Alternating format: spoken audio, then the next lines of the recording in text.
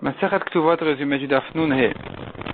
La Gemara des dieux de la Mishnah, dans le cas où quelqu'un a ajouté sur l'engagement de la Ktuva une somme de plus que le minimum qu'il lui doit, la Gemara des dieux de la Mishnah que cet ajout-là a le même statut que la Ktuva elle-même. La Gemara ramène plusieurs halachot spécifiques à la Ktuva pour nous dire justement que ces halachot qui sont spécifiques à la Ktuva, eh bien, on va les appliquer sur la Tosefet, sur ce qui a été ajouté sur la Ktuva aussi, puisque c'est exactement le même statut que la Ktuva. On ne dira pas c'est un cadeau en soi, à part. Donc une femme, par exemple, qui pour une raison ou une autre a perdu sa Ktuva, ou elle doit jurer pour encaisser sa Ktuva, eh bien, ça sera pareil pour l'ajout. Elle l'aura perdu, elle devra jurer, ou bien elle ne pourra l'encaisser que d'une manière spéciale, de terrain, des moins bons des terrains, et ainsi de suite. Tout ça concerne aussi bien la Tosefet, l'ajout sur la Ktuva, que la Ktuva elle-même. La Gemara dit encore, la Ktuva des garçons. Les garçons héritent, c'est toute la Ktuva de leur mère. C'est-à-dire que si la mère est morte du vivant du père, quand ensuite le père va mourir et que l'héritage va descendre chez ses enfants, les garçons de cette femme-là vont hériter la part de leur mère. Toute la Ktuva, comme si leur mère était vivante, ils vont l'hériter. La Gemara dit là-dessus, si maintenant les terrains ont été vendus, est-ce que les garçons vont les reprendre des acheteurs en leur disant c'est hypothéqué à nous déjà, on est prioritaire, on passe avant vous, on vous a précédé puisque notre mère c'était à elle, ou bien non, ils ne peuvent pas prendre. La Gemara ramène dessus une marloquette et elle conclut qu'ils ne peuvent pas toucher les biens qui ont déjà été vendus. De même dit la Gemara, quand un homme a réservé à sa femme de l'argent pour sa Ktuva, c'est sûr qu'elle pourra le prendre sans jurer même après sa mort. On ne va pas lui dire jure qu'il t'a pas donné par ailleurs, puisqu'on sait que c'est une bourse qui a été réservée à ça.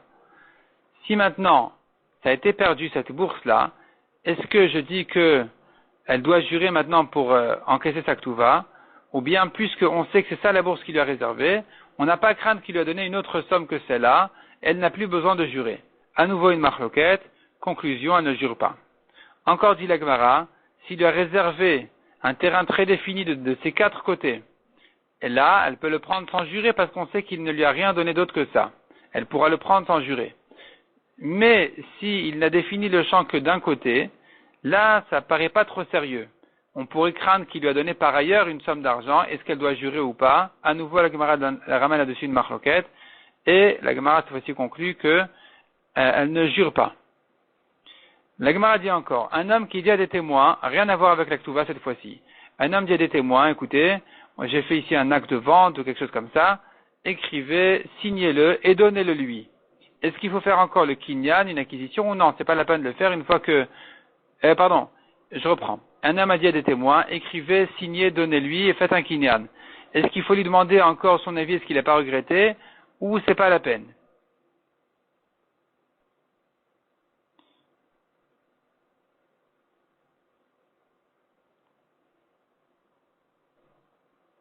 C'est-à-dire, dans le cas où on n'a pas fait de kinyan, je me corrige. Il a dit au témoin, écrivez, signez et donnez-lui.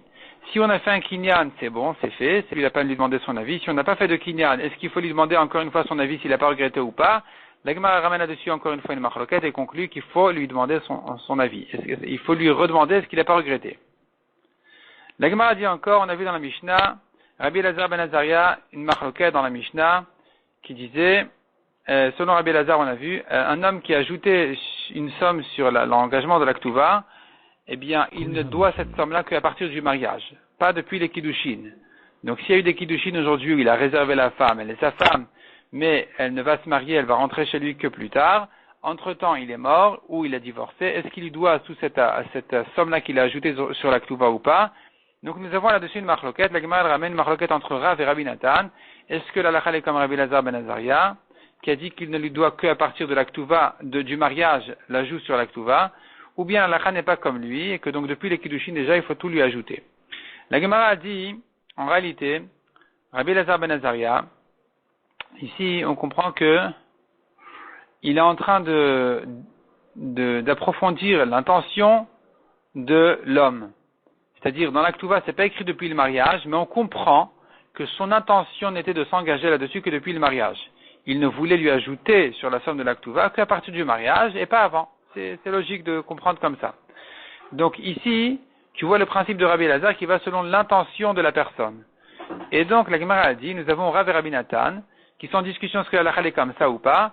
C'est-à-dire que Rav et Rabbi Nathan, en fait, ils seraient en discussion est-ce qu'on va selon l'intention ou pas, ou bien selon la pratique. Qu'est-ce qu'il a fait? Je regarde que la technique, je ne regarde pas son intention. La Gemara demande pourtant, on voit que Rav et Rabbi Nathan, tous les deux, ils vont selon l'intention. La Gemara ramène là-dessus des preuves qui se prolongent au long du Hamoud, de la page, et finalement la Gemara conclut, c'est vrai. Rav et Rabbi Nathan, les deux vont selon l'intention de la personne. Simplement ici, on peut comprendre l'intention de cet homme-là de deux manières. Soit comme Rabbi Elazar de dire, il est logique de comprendre que lui n'avait l'intention de s'engager sur l'ajout de la Ktuva que depuis le mariage et pas avant, puisque c'est le mariage qui fait l'affection de la Ktuva, c'est-à-dire qui fait l'affection et c'est pour ça qu'il s'engage d'ajouter sur la Ktuva.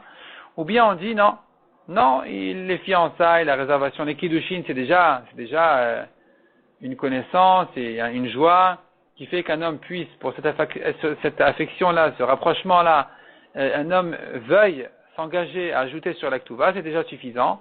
Donc ici aussi, tu as une certaine intention, une compréhension dans l'intention de la personne de dire qu'au contraire, qu'il s'est engagé déjà depuis les Kiddushin. Donc Rav et Rabbi Nathan qui sont en marloquette, est-ce que la halakha est comme Rabbi Elazar ben Azaria ou pas? Les deux vont selon l'intention. Simplement, ils sont en discussion. Quelle est l'intention de cet homme-là? Est-ce que son intention était de s'engager sur l'ajout de la Ktuva depuis les Kiddushin ou que depuis le mariage?